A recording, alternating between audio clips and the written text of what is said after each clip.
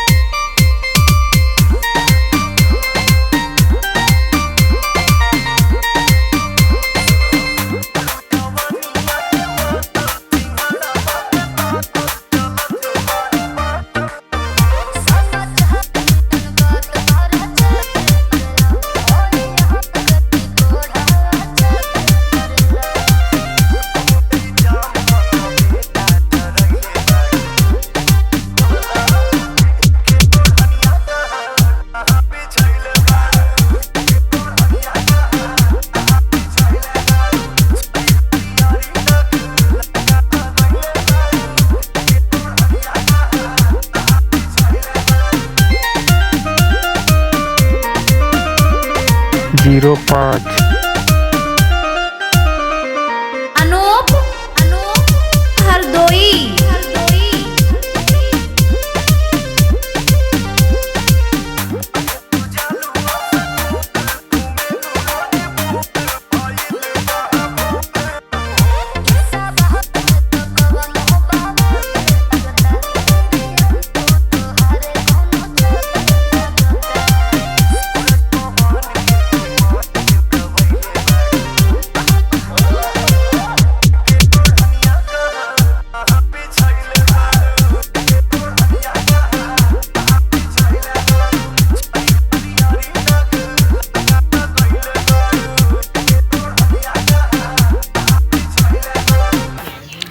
तो guys last का password हमारा रहेगा 11 रहेगा। जो 11 नंबर होता है वो आपको डालना है। जो भी पासवर्ड आपको बोल के बताया गया है और वो आप अनजीप करने के लिए आप पासवर्ड डालना पड़ेगा। तो जो भी पासवर्ड है आपको वीडियो में मिल गया होगा।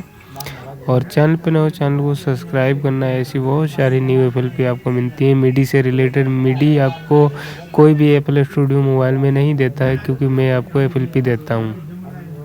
तो चैनल पे नए हो चैनल को सब्सक्राइब करना। मिलते हैं नेक्स्ट वीडियो में। Take care, by.